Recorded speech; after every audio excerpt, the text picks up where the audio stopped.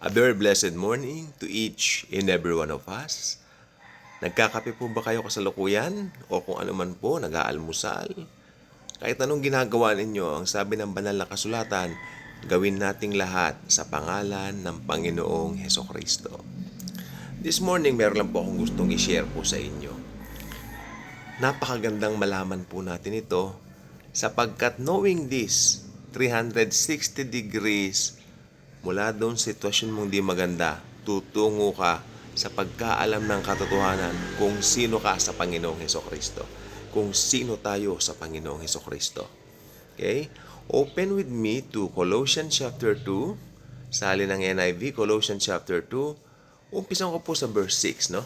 Tingnan po natin kung hanggang saan tayo dadali ng Panginoon sa pagbabasa natin ng word niya. So then, just as you receive Christ Jesus as Lord, continue to live your lives in Him, rooted and built up in Him, strengthened in the faith as you were taught, and overflowing with thankfulness.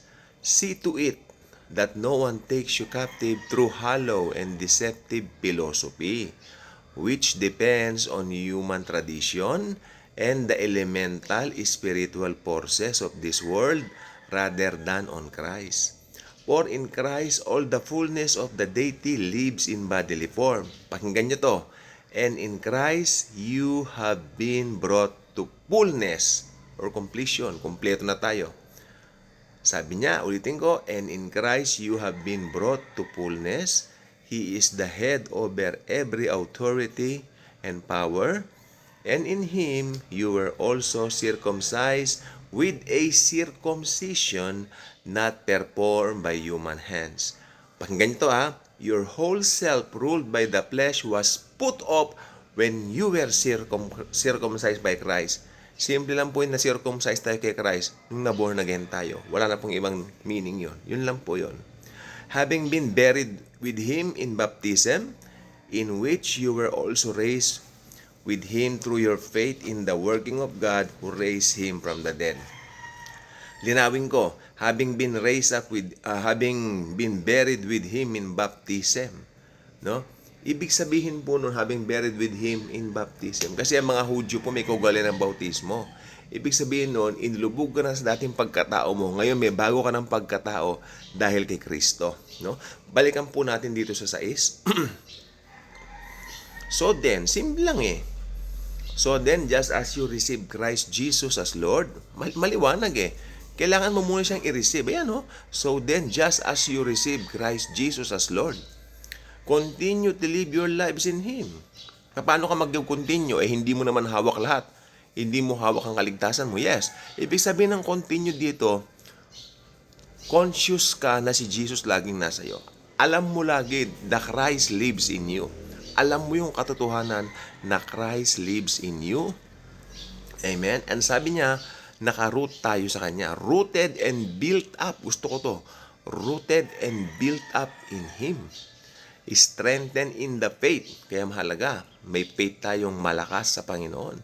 Strengthened in the faith as you were taught and overflowing with thankfulness. So, kalain mo, talagang nandito lagi. Ang buhay Kristiyano, matagal ko ng paniniwala to, ay buhay ng pasasalamat. No? Unang-una, iniligtas tayo, pinagaling lahat ng sakit natin, pinayaman tayo. Buhay Kristiyano, ito po ay life ng pasasalamat sa Panginoong Hesus sa Kanyang ginawa sa atin. Pero may warning si Pablo. See to it that no one takes you captive through hollow, deceptive philosophy, which depends on human tradition and the elemental spiritual forces of this world rather than on Christ. Ibig sabihin, pwede pa tayong malinlang. Maaring may mga mag-manipulate, no? Pinag-iingat ni Pablo ang mga Kristiyano sa mga manipulators. Ako, yun ang pagkaintindi ko dito. Kasi tignan nyo, matalino rin po sila yung mga nagmamanipulate. See to it that no one takes you captive. Pwede ka nilang makaptive dahil magaling sila magsalita, no? Tapos yung grace, hinahaluan na po ng works. Ayun po ang mahirap po rito. Ayun ang paniwala ko rito, yung grace, hinahaluan na nila ng works. Ayun po yan. Tapos sasabihin nila, grace daw. No, wala po. Walang halong works ang grace. Yung works na meron tayo, lumalabas lang po yun dahil naka-built up na po sa atin. Naka-root na po tayo kay Kristo. We are rooted in Christ. For in Christ all the fullness of the deity lives in bodily form. And in Christ you have been brought to fullness. Ano ka ba? Fullness. Buo. Binayaran na ni Jesus ng buo. Amen? You are brought. Sabi niya rito, and in Christ you have been brought to fullness. Dinala na tayo sa kapuspusan. No? Nandun na po lahat. Kaya hindi mo pwedeng pagbasihan yung nangyayari sa'yo sa mundong ito. Ay, ba't ganito ang buhay ko? Ay, no, hindi po. May fullness na tayo sa Panginoon. Yun ang importante. Ang sinasabi ng Bible. Doon tayo maniniwala. No? Huwag tayo magpapadala sa mga gustong mag-manipulate sa atin. O, tingnan niyo ito ha. And in Christ you have been brought to fullness. He is the head over every power and authority. In Him you were also circumcised with a circumcision not performed by human hands. Ibig sabihin na born again tayo through the Holy Spirit. Oh, your whole self ruled by the flesh was put off when you were circumcised by Christ. Simple lang po yung circumcised by Christ dito. Ito yung na-born again po tayo. Yun lang. Walang ibang malalim na meaning po yun. No? We're circumcised by Christ. Having been buried with Him in baptism, in which you were also raised with Him through your faith in the working of God who raised Him from the dead.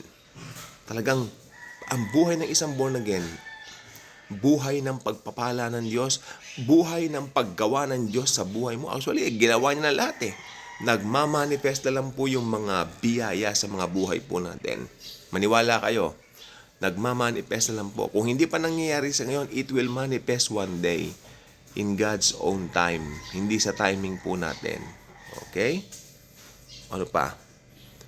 Sabi pa dito, ayon, having been buried with Him in baptism, in which you were also raised with Him through your faith in the working of God who raised Him from the dead. Tingnan nyo to ha.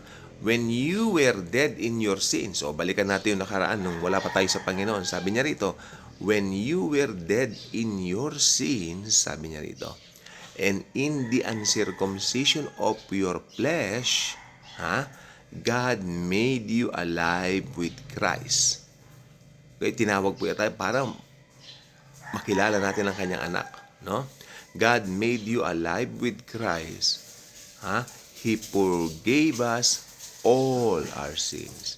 Hindi po ako may sabi niya ng Bible. Ayan po, all our sins. Yan. All our sins, pinatawad. Hindi pala makita against the light. All our sins. He forgave us all our sins. Ulit-ulitin kaya, no? Paganda po. Having canceled the charge of our legal indebtedness, yung mga utang natin na kasalanan, binayaran na, which stood against us and condemned us. He has taken it away, nailing it to the cross. Kaya nung ipinako po si Jesus Christ sa krus sa Kalbaryo, no? Kasama na pong ipinako doon lahat ng kasalanan natin na mga nanampalataya sa Kanya. Yes, kasalanan po ng buong mundo, inako na po niya. Pero ang effectivity po nun mangyayari kung maniniwala ang tao sa ginawa niya sa krus ng Kalbaryo. Si Moises, nung nakagat ng ahas yung mga tao, sabi ng Panginoon sa kanya, tumingin lang doon sa ahas na tanso. At pag tumingin sila doon, gagaling sila. Ganon din po ang spiritual na kalagayan ng tao. Tumingin tayo doon sa tunay na kordero ng Diyos na naipako sa krus, si Jesucristo. At ang sinumang titingin sa kanya na may pananalig, maliligtas. And having disarmed the powers and authorities, He made a public spectacle of them, triumphing over them by the cross. Okay? Dinisarm na ang armas o powers ng mga authorities ng kadiliman. Kaya tayo po ngayon ay malaya na. Kay bilis po ng oras. Pero gusto ko lang po sabihin sa inyo, naka-built at naka-root tayo kay Jesus. Kahit ano yung pinagdadaanan mo sa buhay mo, naka-angkla tayo lagi sa Panginoon. Hindi dahil umangkla tayo, hindi dahil umangkas tayo, kundi dahil sa ginawa niya sa krus ng Kalbaryo. It's all about Him. Yung ginawa pa rin niya, that's all really matters. Hindi yung gagawin natin at yung pwede natin gawin. Maliwanag po ba? Ka-good vibes ka na ba?